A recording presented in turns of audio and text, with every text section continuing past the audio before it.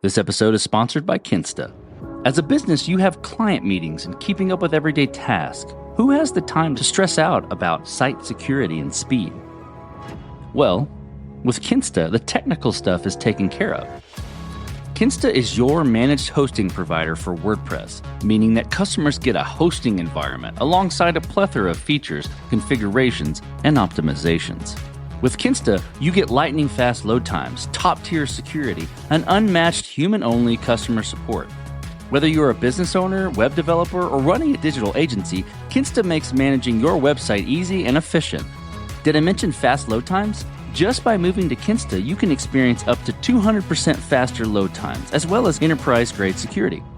And thanks to their unlimited free expert-led migrations, Kinsta ensures a smooth transition from other hosting providers.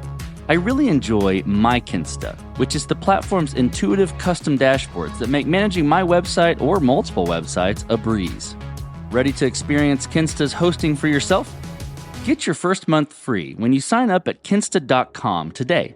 It's the perfect opportunity to see why Kinsta is trusted by thousands of businesses worldwide to power their websites. Visit kinsta.com to get this limited time offer for new customers on select plans. Don't miss out. Get started for free today. Guys, I've got something cool to tell you about. As an engineering leader, a manager, and an engineer myself, I'm geeking out over a new product I'm just discovering that helps me with each of these points of view.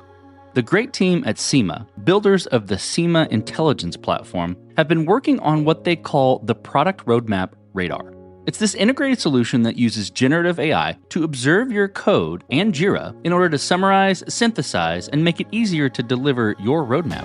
It not only helps keep your roadmap on track, but it helps reduce the time engineers spend in meetings. Cue all the engineers clapping. The Product Roadmap Radar is extremely easy to set up. This only takes about 5 minutes. Just enable your integrations and let AI do all the mapping for you. My favorite part? I'm glad you asked. The radar doesn't just tell you about your roadmap. It suggests changes you need to make based on the code that's been written and the stories that have been addressed. No commenting, no special setup, all generative AI. It gives you an outside view of your roadmap based on the code and projects a target completion date based on outstanding work and activity. Again, no comments, no special setup. It even detects shadow work when development is being done but Jira isn't being updated. I'm pretty jazzed about it, and I think you will be too. Take a second to watch a short but awesome demo video. Go to codestory.co/PRR to watch it today. You'll like what you see. This episode is sponsored by Postman. Postman is the world's leading API platform, trusted by 98% of the Fortune 500 and over 40 million developers. Tap into APIs from 18,000 plus companies to power agents that make smarter decisions. Learn more at postman.com/podcast/codestory. This message is sponsored by Melee Search. Today, search isn't just a feature, it's a cornerstone. And Melee Search gives your users the experience they need with lightning-fast performance, full-text search, AI usage, and multimodal capabilities. Melee Search delivers relevant results in less than the blink of an eye. Use the promo code CODESTORY at checkout to get 2 months free at meleesearch.com. That's MEILI search.com. So one of the mistakes you could say that people make in a startup is sometimes you hire too fast. And frankly, you end up burning more money than you probably should have done before you get to MVP. The flip side to that argument is, how good is your MVP? If your MVP is you're barely a chair with 4 legs, it's not very good MVP. You look at some of these steps that you take at the time and you go, did I do the right thing at the time based on the data that I had? And I think honestly, yeah, do we hire too quick? Maybe, but the product rocks. So would I compromise the product quality and the experience? No. So it's a difficult one. My name is Tim Eades. I'm the CEO and co-founder of Amatek. This is Code Story, a podcast bringing you interviews with tech visionaries. Spent 6 months moonlighting. There's nothing on the back end. Who share what it takes to change an industry. I don't exactly know what to took do next. many goes to get right. Who built the teams that have their A back. company is its people. The teams help each other achieve Most more. proud of our team. Keeping scalability top of mind. all that infrastructure was a Yes, pain. we've been fighting it as we grow. Total waste of time. The stories you don't read in the headlines. It's not an easy thing to achieve, mind Took it you. off the shelf and dusted it off and tried it again. To ride the ups and downs of the startup life. You need to really It's want it. not just about technology. All this and more on Code Story. I'm your host, Noah Labhart, and today how Tim Eades is enabling you to act continuously and discover, monitor, and respond to identity vulnerabilities. This episode is brought to you by Paddle. Don't settle for less when you can have more, MOR, with Paddle, your merchant of record. Eliminate the headaches of payments, grow your revenue everywhere, and focus on what you do best, building your product. Get more revenue with less hassle at paddle.com. This episode is brought to you by PropelOff. People take authentication for granted, but it's more than how customers log into your product. It's how you manage your relationship with your users. The easiest way to make authentication your advantage is to use PropelOff.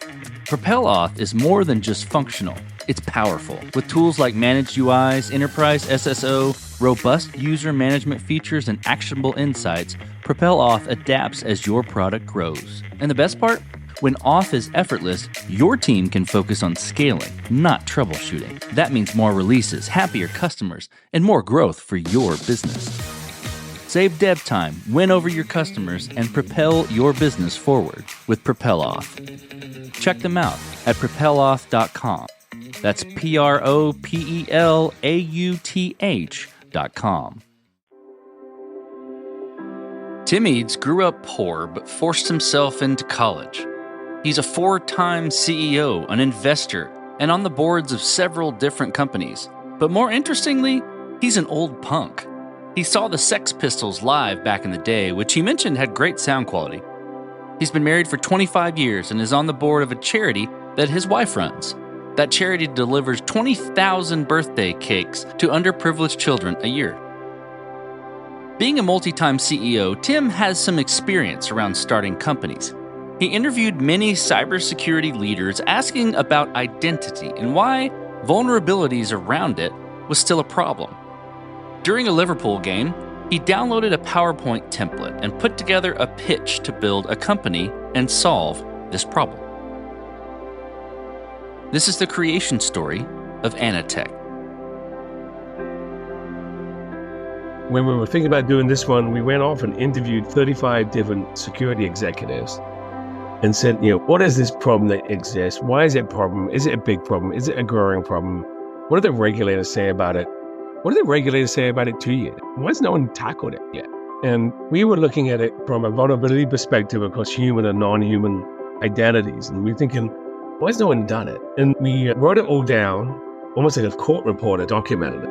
And then, truthfully, I touched some of my old friends on the shoulder and said, hey, how about we do a company? And one Sunday morning during a Liverpool game, I downloaded a Microsoft PowerPoint template and literally created a deck. And then in the afternoon did the financials, and I sent it to one of the co-founders, the marketing lady, Diana, and she's like, did you just download a Microsoft PowerPoint template? And I'm like, yeah. And that's what we did. And sent it off to some investors, raised some money. Last May, launched the company. It's the most customer-centric thing that I've ever been involved in, right from minute one. The orientation is incredible. Like, we're just about a year old, and we have our own user group. We're about to have a second user group meeting. It's growing really well. We had a new customer nearly every week, and it's just really nice. Let's dive into the MVP, so the first version of Anatech that you built. How long did it take to build, and what sort of tools were you and the team using to bring it to life? It's funny, right? When you build these companies, you kind of lock arms with your co-founders and we say, okay, let's lock arms and let's go build this right from the ground up. And one of the things that we did, particularly on the user interface, when you're starting to build this thing, you sit down with customers every single day and they were like, what about this? What about this? What about this? How would you engage with it? One of our advisory board members said to us, this is terrible. No one would use this. And we're like, wow, that's bad. So you start off with PowerPoint, and then you do some graphics on PowerPoint, and then you get a Figma, and then you go all the way through the design process. So we use Figma obviously on the UX side. It's a SaaS service. It runs in Amazon. We have Neptune and a bunch of other tech. But the way that we built it was really all the way through the gestation period of the baby and bringing it to market. It was iterating and iterating on the interface and trying to get it as aligned to the buyer as possible and the operator as possible. Because one of the things that startup guys and girls get wrong, is they lose sight of the economic buyer, the technical buyer, and the operator. And the operator has to live and die in the product. And so I think being born the way that we were born, the way that we iterated with the product through its period, which is probably 14 months before I would really call it MVP. And then very early on, getting a user group. The fact that you have a user group that's so engaged with the product and giving us feedback and stuff so early on is just really unusual. Super unusual. I'm curious about decisions and trade-offs you had to make in that first MVP, right? So here are the stories that you're telling there, and I could probably cherry pick maybe one or two that might fit, but I'm curious what you'd say around kind of the main trade-off you had to make at that MVP, how you coped with that decision. One of the trade-offs that you have is you get this feature disparity. Everybody wants different things in different ways. And so, number one, startups die of indigestion before they die of starvation, right? And so you got to make sure that you understand what you want to do and who you want to be. And then when you look at your team and you look around you, you got to understand your superpower. What's your superpower? So our superpower is discovery, right? And the efficacy of discovery. Lots of people were trying to give us requirements in different areas. And we were the biggest problem that we see out there is the discovery and the efficacy of discovery. When we say the efficacy of discovery of, say, a non-human account, not just where it is and what it sits and how old are the potentials, but also the chain that it has. When we look at chains, we look at the service account goes to an application, which goes to Lambda, which goes to GitHub, you're into real trouble. So the context of discovery and the efficacy of discovery allows you then to take the right corrective action in the form of treatment plans. So what's really important is, from a startup perspective, is know your superpower, be really good at it, and don't die of indigestion. Just be really focused on doing it right. Guys, I've got something cool to tell you about. As an engineering leader, a manager, and an engineer myself, I'm geeking out over a new product I'm just discovering that helps me with each of these points of view. The great team at SEMA, builders of the SEMA intelligence platform, have been working on what they call the Product Roadmap Radar. It's this integrated solution that uses generative AI to observe your code and Jira in order to summarize, synthesize, and make it easier to deliver your roadmap. It not only helps keep your roadmap on track, but it helps reduce the time engineers spend in meetings.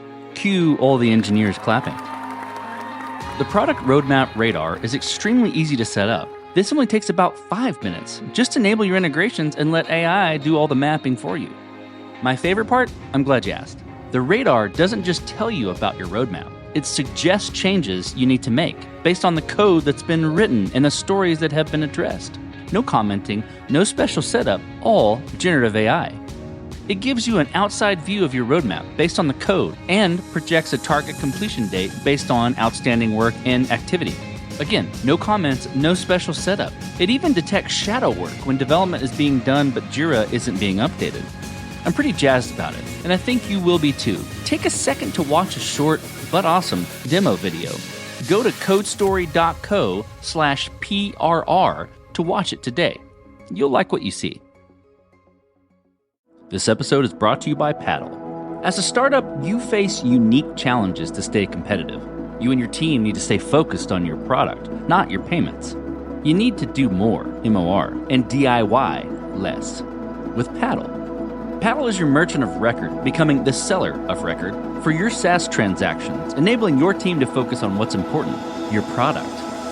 Paddle handles all payment management across multiple gateways and methods, taking ownership of tax liability while remaining compliant with regulations across all markets. The platform handles all aspects of SaaS billing models, upgrades, add-on, trials, and more. Let's look at the results. MOR revenue optimization is built into Paddle and accounts for up to 16% higher conversion rates, reduced payment failures, localized pricing, and churn prevention, recovering 40% of cancellations. Their developer-friendly tools are API first with comprehensive documentation, removing the burden from your engineers. With Paddle as your merchant of record, you'll generate more revenue, find and keep more customers, grow faster, and stay compliant everywhere. So what are you waiting for? Get more revenue with less hassle at paddle.com. This message is sponsored by Vanta. Trust isn't just earned, it's demanded. Whether you're a startup founder navigating your first audit or a seasoned security professional scaling your GRC program, proving your commitment to security has never been more critical or more complex. That's where Vanta comes in. Businesses use Vanta to establish trust by automating compliance for in-demand frameworks like SOC 2, ISO 27001, HIPAA, and more. And with automation and AI throughout the platform, you can proactively manage vendor risk and complete security questionnaires up to 5 times faster, getting valuable time back. Vanta can also save you money. A new IDC white paper found that Vanta customers achieve $535,000 per year in benefits. So the platform pays for itself in just 3 months. Join over 10,000 global companies like Atlassian, Quora, and Factory who use Vanta to manage risk and prove security in real time. For a limited time, listeners get $1,000 off Vanta at vanta.com/codestory. That's VANTA.com/codestory for $1,000 off. This episode is sponsored by Postman. APIs are the foundation of reliable AI, and reliable APIs start with Postman. Trusted by 98% of the Fortune 500, Postman is the platform that helps over 40 million developers build and scale the APIs behind their most critical business workflows. With Postman, teams get centralized access to the latest LLMs and APIs, MCP support, and no-code workflows, all in one platform. Quickly integrate critical tools and build multi-step agents without writing a single line of code. Start building smarter, more reliable agents today. Visit postman.com/podcast/codestory to learn more. That's postman.com/podcast/codestory. Let's move forward then. So I'm curious about how you, from that point, progressed Anatech and matured it. To wrap that in a box a little bit, kind of to frame that question, I'm looking for roadmap. Like, how did you build your roadmap? How did you go about deciding that, okay, this is the next most important thing to build or to address with Anatech? We're blessed, right? So we've got lots and lots of customers already in all types of verticals, and airlines and colleges and banks and shipping companies. There's different types of roadmap elements, right? There are pieces where there are usability things that and workflows that you can build. You get prioritization out of your user groups and into those types of things, right? And then those types of features and requirements or workflows and usability engagement models and friction elements that you need to take out, we get at Stack Rank all of those features for our roadmap out of our user groups and our customer interactions, which is great. But the second part is the strategic elements where you invest, right? So the strategic areas where you invest in a roadmap model, it's like this, right? So we fundamentally believe that vulnerability management is broken into 3 categories, right? You have network vulnerability management, which is a scanning capability. You have application vulnerability management, typically done by scanning. And then you have identity-based vulnerability management. But as it relates to the roadmap, if you follow Satya at Microsoft and everything else, applications go away. And therefore, you wrote an agentic architecture where agents are, who am I and what am I allowed to do? And then how are they allowed to interact, right? So all of these agents are basically identity, and identities are ubiquitous. We invest, so you get certain roadmap capabilities and requirements from your user group around, like I said, usability and friction elements and things to take out. But your strategic investments from the roadmap are based on what you believe are market dynamics and technology trends that you think you have to lean into and lead the market. So over time, we believe that application vulnerability management will fade because applications fade away, and the identity vulnerability management will take over. And so that's what we believe as a company, and that's where we invest our strategic dollars into. So my point is, roadmaps have 2 pieces to it: strategic bets and not so strategic, if that makes sense. It totally does. Okay, I hear you saying we. Tell me about how you built your team, and what do you look for in those people to indicate that they're the winning horses to join you? I think the team needs to be built out of curiosity, kindness, and customer centricity. And with that, you can pretty much build anything. Kindness to each other, curious on technology and on customer understanding and customer centricity. You can't build anything without understanding a problem. The team that we have are just a special band of people that many of them have worked with me before on different companies. So I did something at this one where everybody that was there at the beginning, we gave them the title of co-founder. Many startups just have it, the technical guy and the business guy, or two technical guys, or one technical guy. I didn't think that's appropriate. I think if you're there at the beginning, you are a co-founder. And so I think I have 6 or 7 co-founders. Even my assistant is a co-founder because she was there at the beginning. So the team is, like I said, kindness, curiosity, and customer centricity as the consistent elements between them. But there are a bunch of us who have worked together before that just know each other, and I think that means that you can go faster. This episode is brought to you by PropelOff. People take authentication for granted, but it's more than how customers log into your product. It's how you manage your relationship with your users. The easiest way to make authentication your advantage is to use PropelOff. PropelOff is more than just functional. It's powerful. With tools like Managed UIs, Enterprise SSO, robust user management features, and actionable insights, PropelOff adapts as your product grows. And the best part? When auth is effortless, your team can focus on scaling, not troubleshooting. That means more releases, happier customers, and more growth for your business. Save dev time, win over your customers, and propel your business forward with PropelOff. Check them out at propeloff.com. That's PROPELAUTH.com. This episode is sponsored by Search. In today's digital landscape, search isn't just a feature, it's a cornerstone, and you need a user experience that drives customer satisfaction.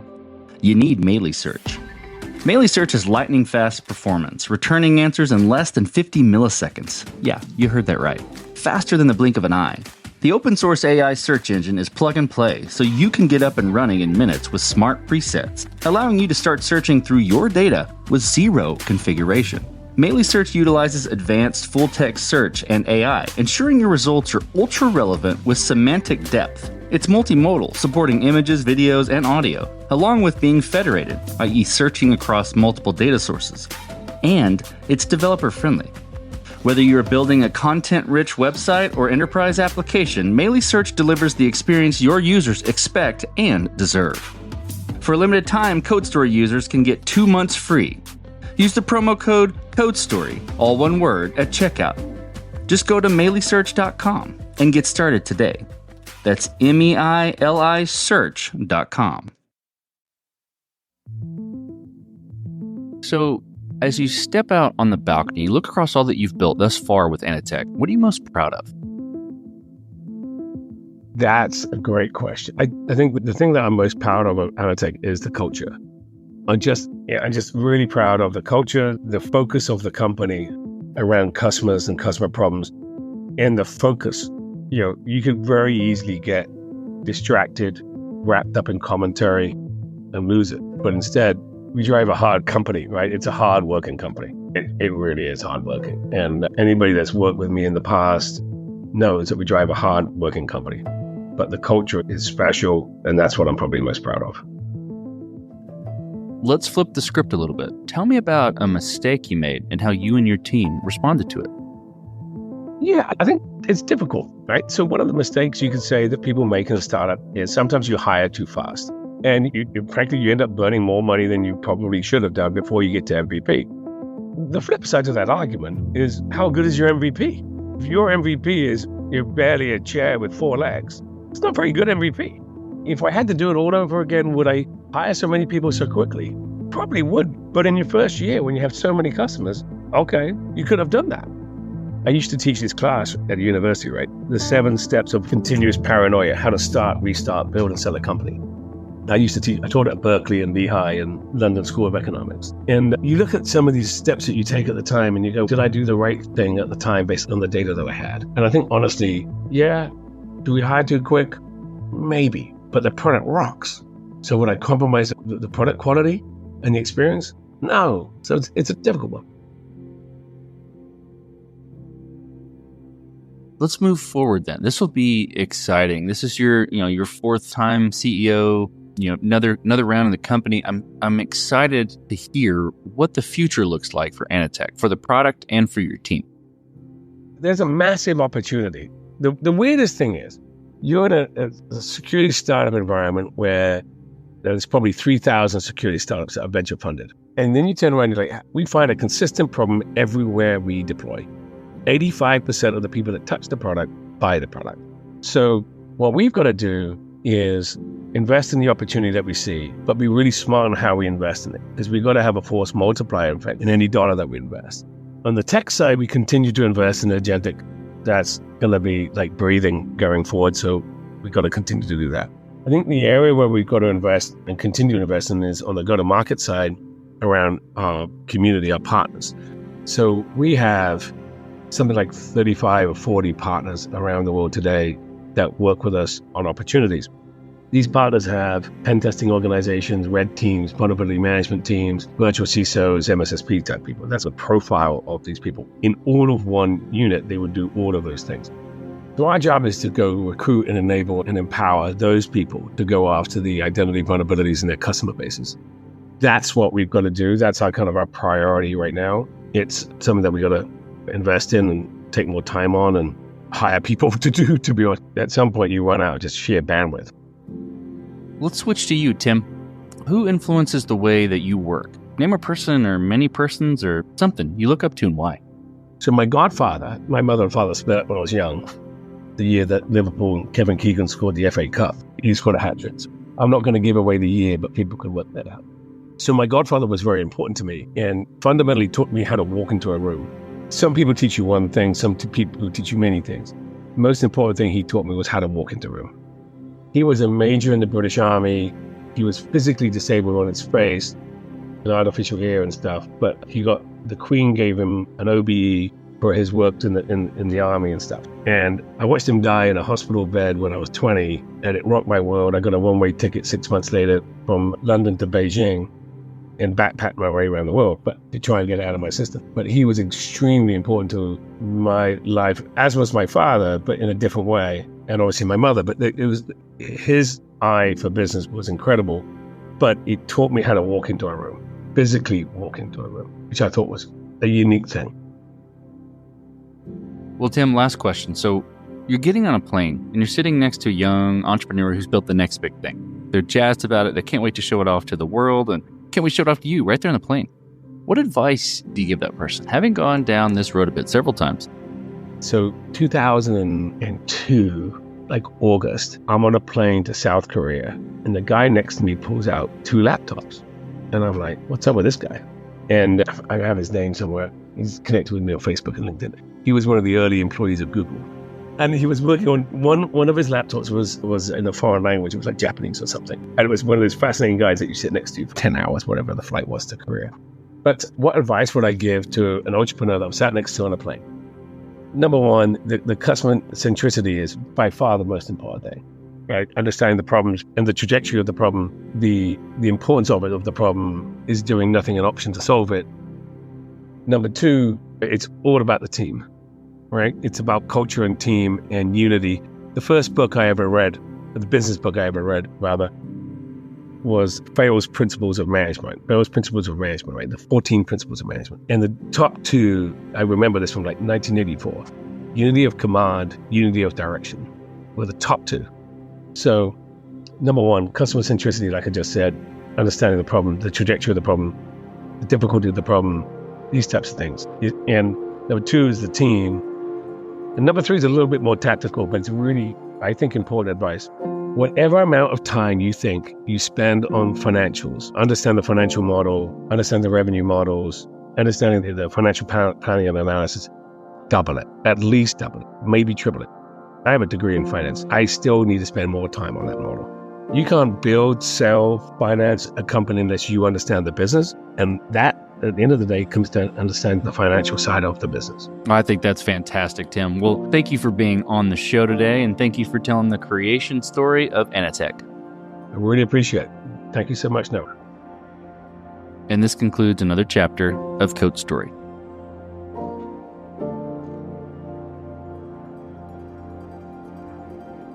Code Story is hosted and produced by Noah Labhart. Be sure to subscribe on Apple Podcasts, Spotify, or the podcasting app of your choice.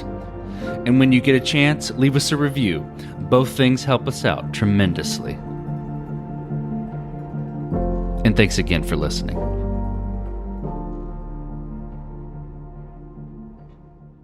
It's more challenging than ever to meet the demands of competing priorities that work throws our way. From emails to reports and project proposals, we need help to get it all done. Grammarly is the essential AI communication assistant that boosts your productivity at work so you can get more of what you need done faster, no matter what or where you're writing.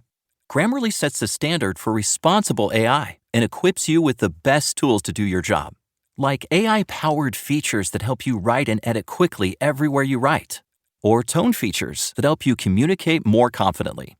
Just a few clicks can tailor your tone and writing so you come across exactly as you intend. No wonder 93% of professionals report that Grammarly helps them get more work done.